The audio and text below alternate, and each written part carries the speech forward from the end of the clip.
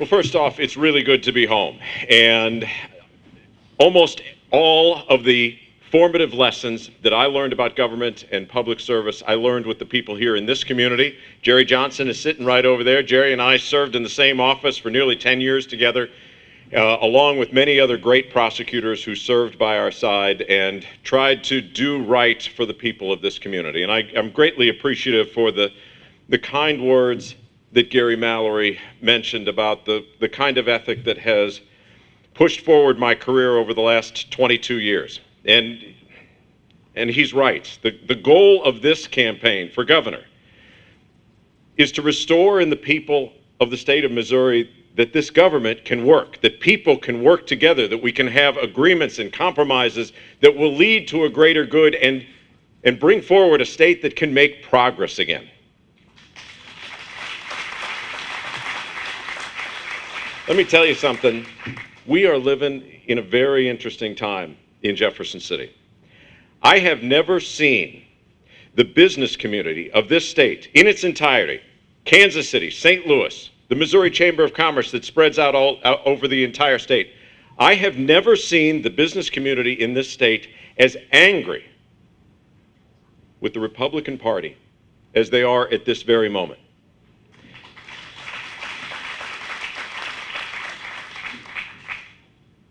The so-called party of business has not put forward an economic development bill in over 3 years. There has not been one jobs bill that has brought forward in the Missouri Capitol since August of 2013. And what do we have in its place? They're not running this government like it's a business. They're running this government like they're a group of extremists. In the well of the Senate, on August 28th, till about 48 hours ago, when they made an agreement to come back from the precipice, Planned Parenthood was about to go on trial in the well of the Missouri Senate, being held in contempt. A private citizen and a private organization has not been tried in the well of the Missouri Senate, as far as we are aware, since 1903, more than 110 years ago. And yet, they saw fit to take this organization because they did not jump through all of the hoops that the Republican Party snapped their fingers and demanded of them.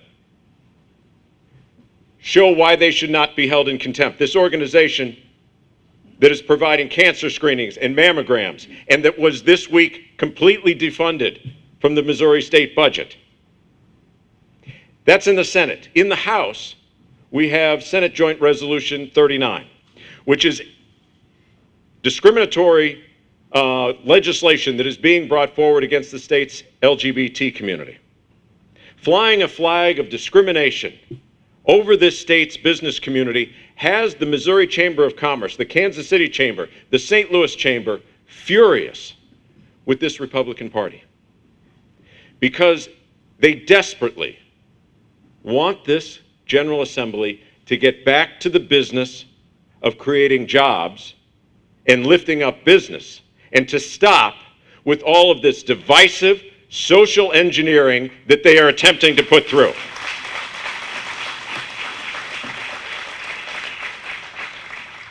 My friends, our state capitol used to be the place where you'd go to manage government. Government isn't managed in the state capitol any longer. What is managed in the state capitol now is politics. Many of the legislators down there are just learning the difference between Medicare and Medicaid. I swear that I think that half of the state legislature, if you ask them on the front steps of the Capitol if they could provide you directions over to the Department of Natural Resources, would have no idea where it is. But they're darn sure that Planned Parenthood needs to stop providing any state-funded mammograms or any state-funded cancer screenings. They're darn positive of that. They're darn positive that the next bill that needs to come through the General Assembly should restrict the rights of voters and pass a voter ID in the next 3 weeks. And they're darn sure, these Republicans are, that we are about to get a watered-down ethics bill. That the state, they're trying to pull a watered-down ethics bill over the eyes of the citizens of this state that really means Almost nothing.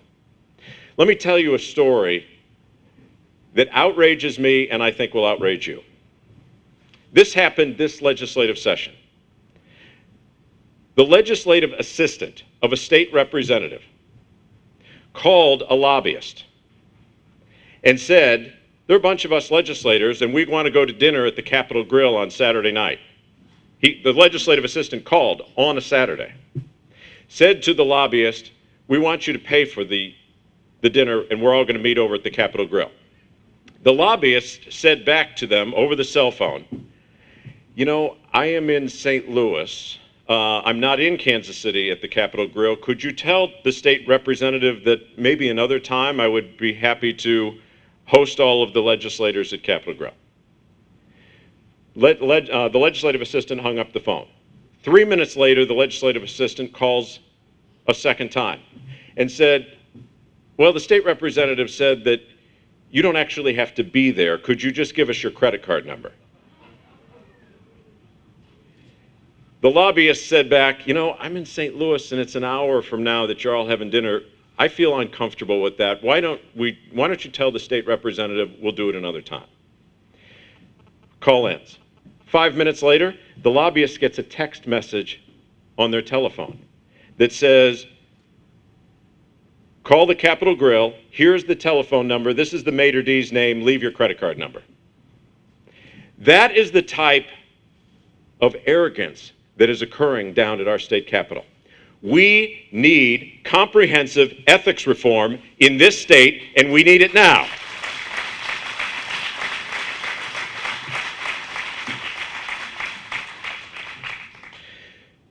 Not only has the Republican Party not passed an economic development bill in 3 years, but they also are refusing to invest in the infrastructure of this state that will create jobs.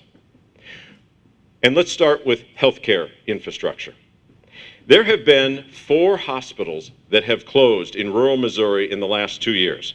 The Sac-Osage Hospital in Osceola, the Rehabilitation Center in Mount Vernon, the Parkland Health Center in Farmington, and the Southeast Health Center in Reynolds County. All rural Missouri hospitals that have closed because the funding formula has changed for health care in this country, and the refusal of the Missouri Republican Party to adopt the Affordable Care Act and expand health care investment in this state is causing these hospitals to shut down. And these 4 hospitals are not going to be the end of the story if we don't change course. If a farmer in Osceola has a stroke, he has minutes to go before TPA has to be injected into his system to diminish the effects of that stroke. He needs to get to a rural hospital within an hour and have that drug injected into him. If rural hospitals in our state are closing, then living in rural Missouri becomes harder. The federal government is taxing this state $2 billion a year. It goes to Washington, D.C., it's turned around in a check and sent back to the Missouri legislature, $2 billion. And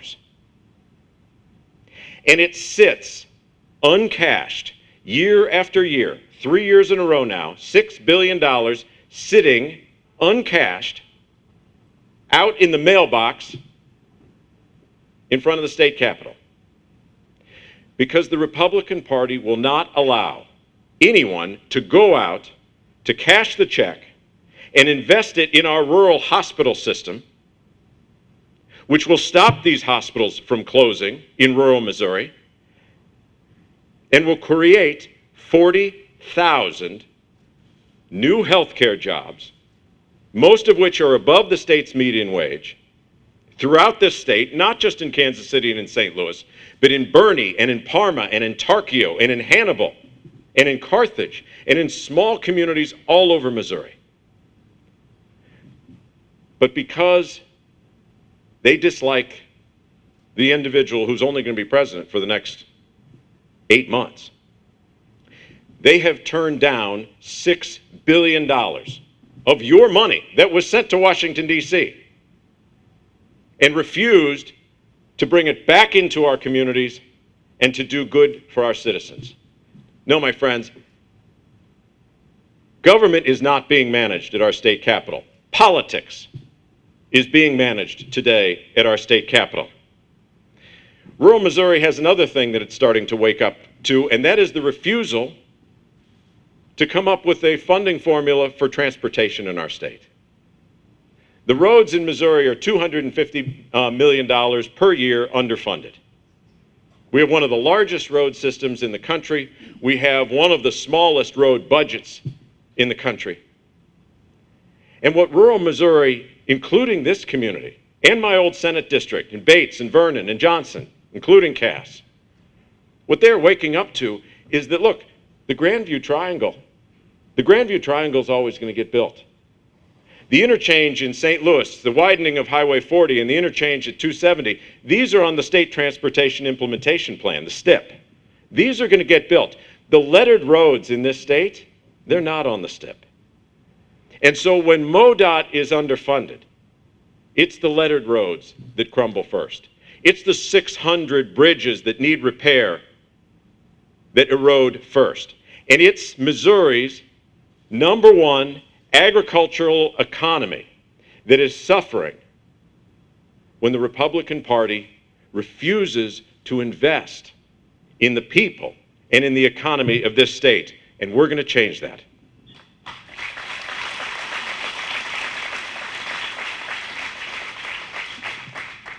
Let me tell you one other thing that is of concern, because it's not happening in Jefferson City, and we need to change course. And that is, we need a state capitol that stands up for the working people of this state. Gary was talking about organized labor and the influence that organized labor has had in this community. This county, Jefferson County, these are stalwart union communities. And it's one of the reasons that I learned so much when I was a young person in this profession about the importance of what these organizations do to build middle-class families in our state. There's a group of Republicans that are trying to bring in now right to work. And obviously I'm against this. But let's talk about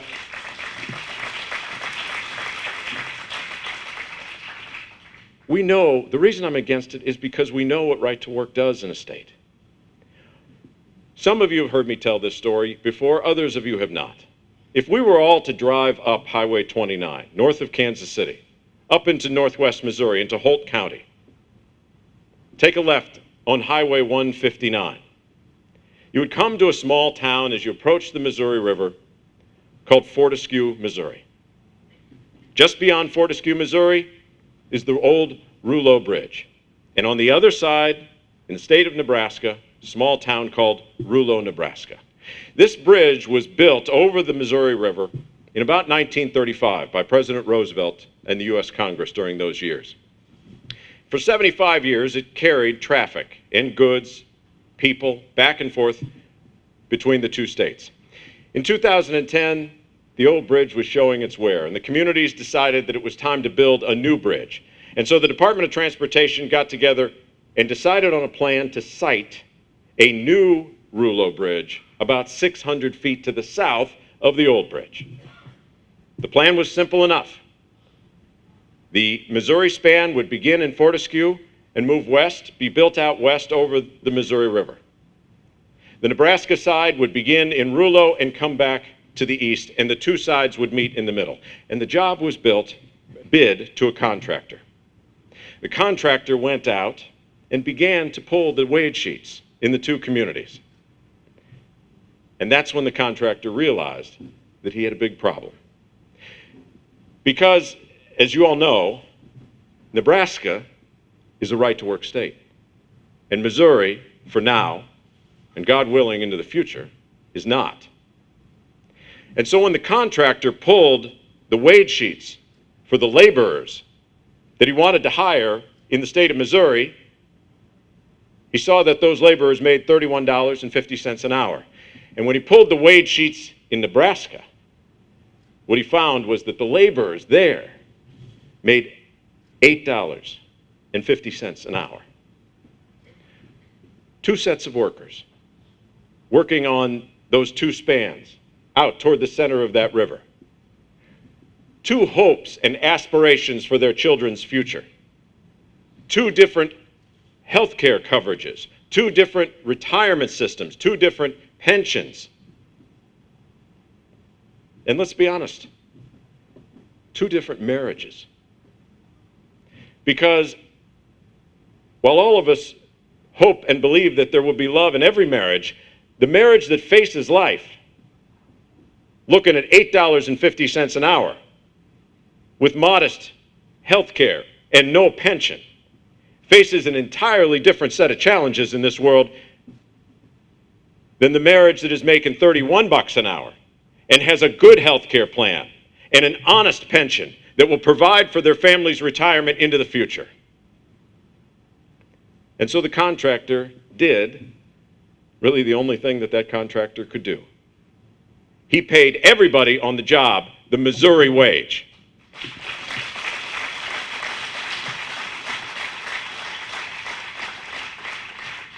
We know what right to work looks like. Go to the state that is losing Carrier Heating and Cooling right now. Carrier Heating and Cooling, one of the oldest and most important makers of air conditioning and heating units in this country, a company that has been successful in building itself up on our soil in this nation since 1915, is packing up and leaving Indianapolis to move to Monterrey, Mexico. Why are they leaving Indianapolis to move to Monterrey? Because they no longer want to pay the citizens of Indianapolis $21 an hour. Because they're going to Mexico so that they can pay the citizens there $19 a day. $2.35 an hour.